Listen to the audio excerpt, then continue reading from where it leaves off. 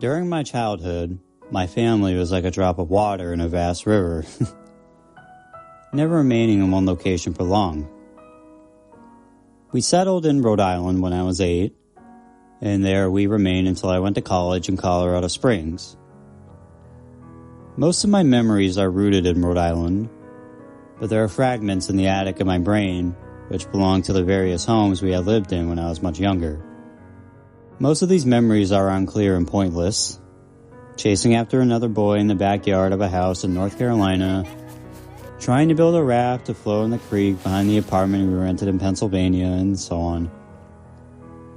But there's one set of memories which remain as clear as glass, as though they were just made yesterday.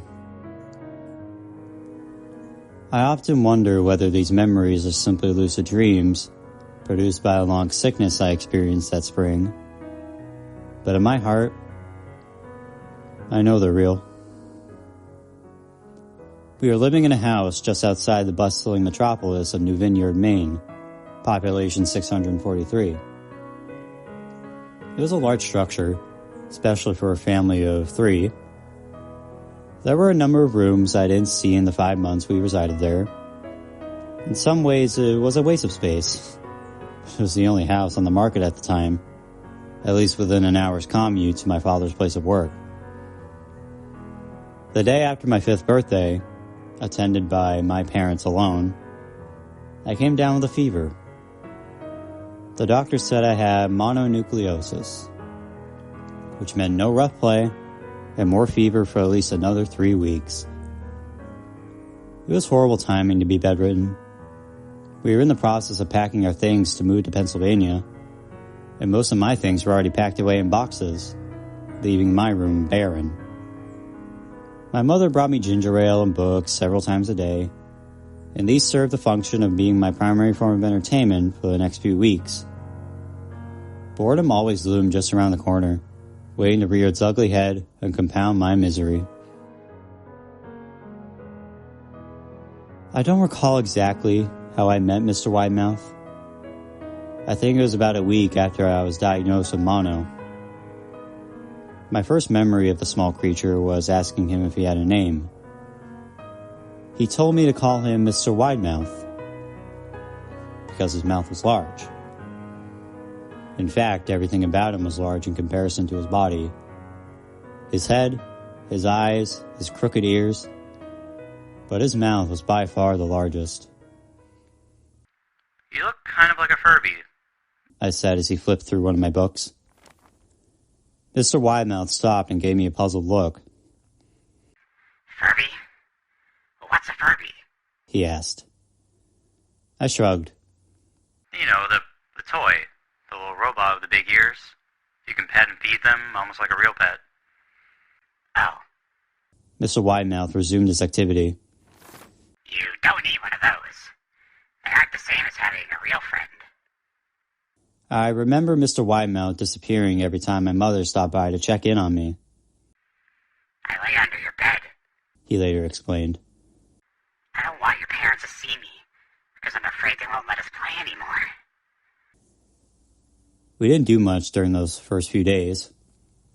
Mr. Widemouth just looked at my books, fascinated by the stories and pictures they contained. The 3rd or 4th morning after I met him, he greeted me with a large smile on his face. "I have a new game we can play," he said. "We have to wait until your mother comes to check on you, because she can't see us play it. It's a secret game." After my mother delivered more books and soda at the usual time, Mr. Widemouth slipped out from under the bed and tugged my hand. "We have to go to the room at the end of this hallway," he said. I objected at first, as my parents had forbidden me to leave my bed without their permission. But Mr. Widemouth persisted until I gave in. The room in question had no furniture or wallpaper. Its only distinguishing feature was a window opposite the doorway. Mr. Widemouth darted across the room and gave the window a firm push, flinging it open. He then beckoned me to look out at the ground below. We were on the 2nd story of the house, but it was on a hill, and from this angle, the drop was farther than 2 stories due to the incline. I like to play pretend up here, Mr. Widemouth explained. I pretend that there's a big, soft trampoline below this window, and I jump. If you pretend hard enough, you bounce up like a feather. I want you to try. I was a 5-year-old with a fever, so only a hint of skepticism darted through my thoughts as I looked down and considered the possibility. It's a long drop, I said. That's all part of the fun. It would be fun if it was only a short drop. If it were that way, you may as well just bounce on a real trampoline. I toyed with the idea, picturing myself falling through thin air, only to bounce back to the window on something unseen by human eyes. But the realist in me prevailed. Maybe some other time, I said. I don't know if I have enough imagination. I could get hurt. Mr. Widemouth's face contorted into a snarl, but only for a moment. Anger gave way to disappointment. You say so, he said. He spent the rest of the day under my bed, quiet as a mouse. The following morning, Mr. Widemouth arrived holding a small box. I want to teach you how to juggle, he said. Here are some things you can use to practice, or I start giving you lessons. I looked in the box. It was full of knives. My parents will kill me, I shouted, horrified that Mr. Widemouth had brought knives into my room, objects that my parents would never allow me to touch. I'll be spanked and grounded for a year. Mr. Widemouth frowned. It's fun to juggle with these. I want you to try it. I pushed the box away. I can't. I'll get in trouble. Knives aren't safe to just throw in the air. Mr. Widemouth's frown deepened into a scowl. He took the box of knives and slid under my bed, remaining there the rest of the day. I began to wonder how often he was under me.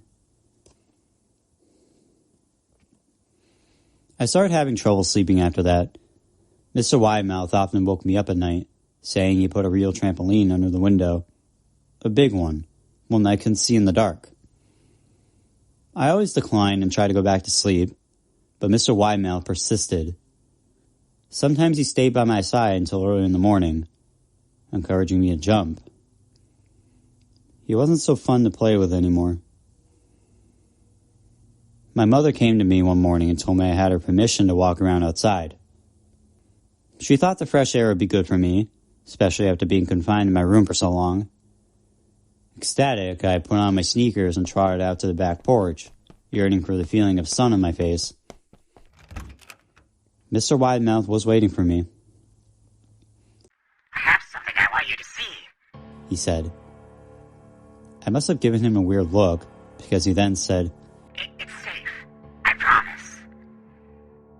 I followed him to the beginning of a deer trail, which ran through the woods behind the house. This is an important path, he explained. I've had a lot of friends about your age. When they were ready, I took them down this path, to a special place. You aren't ready yet, but one day, I hope to take you there. I returned to the house, wondering what kind of place lay beyond that trail. 2 weeks after I met Mr. Widemouth, the last load of our things had been packed into a moving truck. I would be in the cab of that truck, sitting next to my father for the long drive to Pennsylvania. I considered telling Mr. Widemouth that I would be leaving, but even at 5 years old, I was beginning to suspect that perhaps the creature's intentions were not to my benefit, despite what he said otherwise. For this reason, I decided to keep my departure a secret. My father and I were in the truck at 4 a.m. He was hoping to make it to Pennsylvania by lunchtime tomorrow, with the help of an endless supply of coffee and a 6-pack of energy drinks. He seemed more like a man who was about to run a marathon, rather than one who was about to spend 2 days sitting still. Early enough for you? My father asked with a hint of sympathy.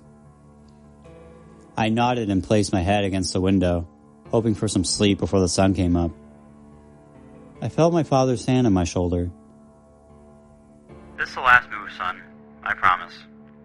I know it's hard for you, as sick as you've been. Once Daddy gets promoted, we can settle down and you can make friends. I opened my eyes as we backed out of the driveway. I saw Mr. Widemouth's silhouette in my bedroom window.